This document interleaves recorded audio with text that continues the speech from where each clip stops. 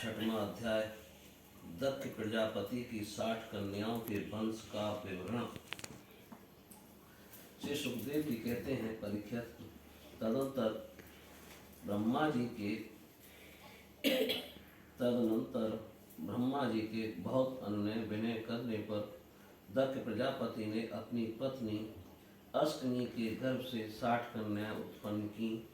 वे सभी अपने पिता दक्ष से प्रेम करती थीं। दक्ष प्रजापति ने उनमें से 10 कन्याएं धर्म को, 13 कश्यप को, 27 चंद्रमा को, 2 भूत को, 2 अंगिरा को, 2 कृशाश्व को और शेष 4 तार्थ नामधारी कश्यप को भी ब्याह दी। परीक्षित, तुम इन 10 दक्ष कन्याओं और इनकी संतानों के नाम मुझसे सुनो। इन्हीं की वंश परंपरा तीनों लोकों में फैली हुई है। धर्म की 10 पत्नियां थीं, भानु, लंबा, कुकुब, जामी, विश्वा, साध्या, मरुतोई, मुहूर्ता और संकल्पा। इनके पुत्रों के नाम सुनो। राजन, भानु का पुत्र देववृषभ और उसका इंद्रसेन था। लंबा का पुत्र हुआ विद्युत और उसके मेघगण। कुबुक का पुत्र हुआ संकट, उसका कीकट और कीकट के पुत्र हुए पृथ्वी के संपूर्ण दुर्गों किलों के अभिमानी देवता। जाम के पुत्र का नाम था स्वर्ग और उसका पुत्र हुआ नंदी। विश्वा के विश्व देव हुए, उनके कोई संतान न हुई। साध्या से साध्य गण हुए और उनका पुत्र हुआ अर्धसिद्ध। मरुस्तुति के 2 पुत्र हुए, मरुतवान और जयंत। जयंत भगवान वासुदेव के अंश हैं, जिन्हें लोग उपेंद्र भी कहते हैं। मुहूर्ता से मुहूर्त के अभिमानी देवता उत्पन्न हुए।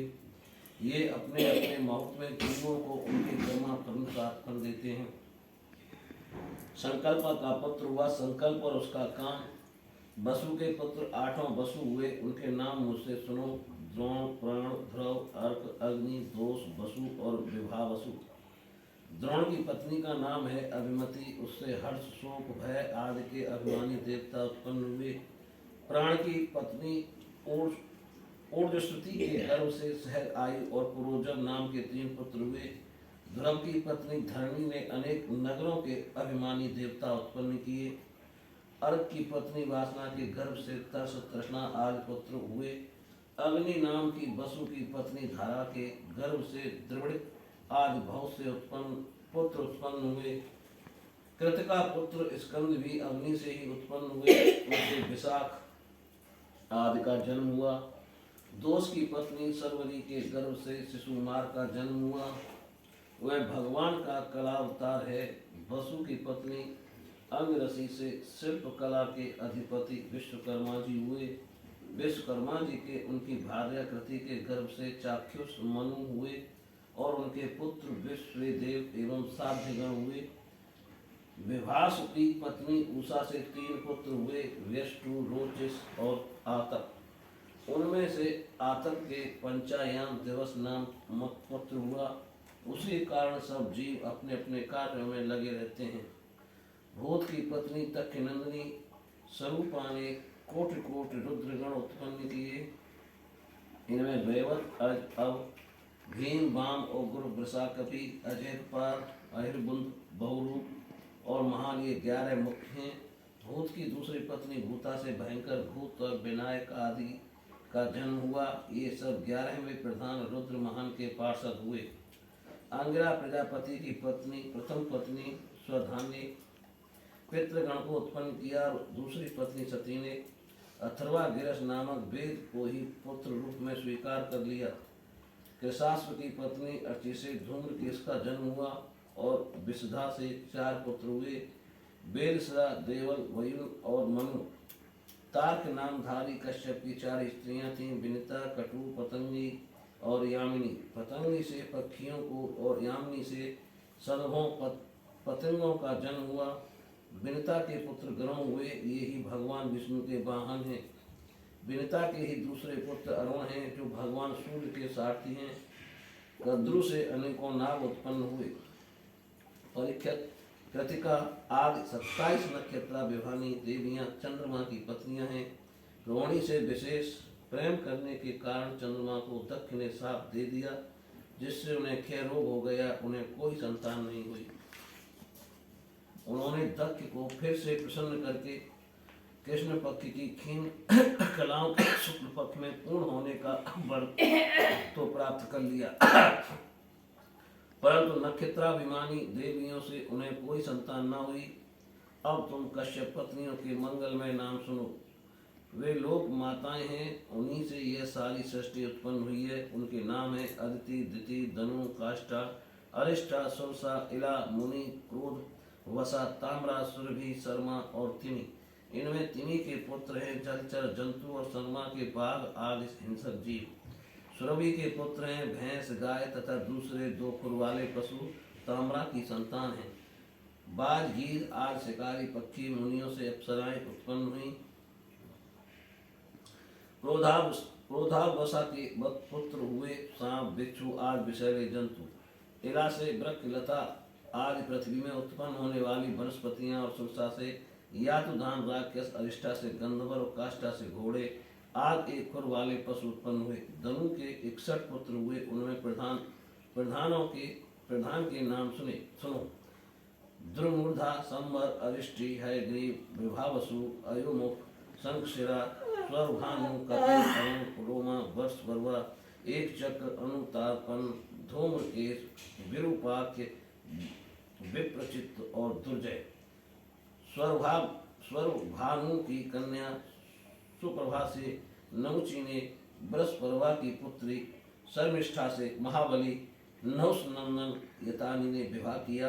धनु के पुत्र वैश्वानर की 4 सुंदरी कन्याएं थीं। इनके नाम थे उपदानवी, हैशिरा, पुलोमा और कालका।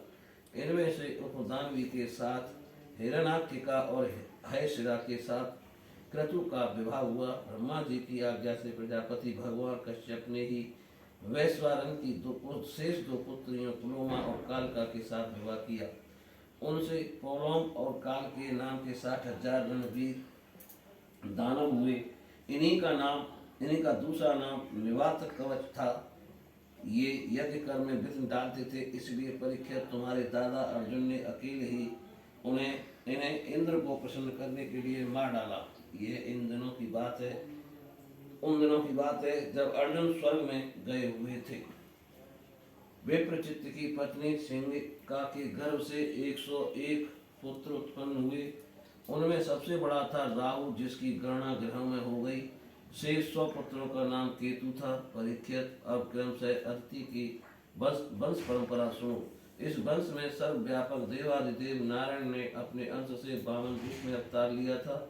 अदिति के पुत्र थे भगवान अरिमा, पूषा, त्वष्टा, सविता, भग, धाता, विधाता, वरुण, इंद्र और त्रिविक्रम वामन। यही 12 आदित्य कहलाए। विश्वान की पत्नी महाभाग्यवती संज्ञा के गर्भ से साधदेव, वेवस्वत, मनु एवं यमी का जोड़ा पैदा हुआ। संज्ञा ने ही घोड़ी का रूप धारण करके भगवान सूर्य के द्वारा भूलोक में दोनों अश्विनी कुमारों को जन्म दिया। विश्वान की दूसरी पत्नी थी छाया, उसके शनिश्चर और सावण मनु नाम के 2 पुत्र तथा तपसी नाम की एक कन्या उत्पन्न हुई। तप्ती ने सवर्ण को पति रूप में वर्ण किया। अरुणा की पत्नी मातृका थी, उसके गर्भ से चर्षणी नामक पुत्र हुए।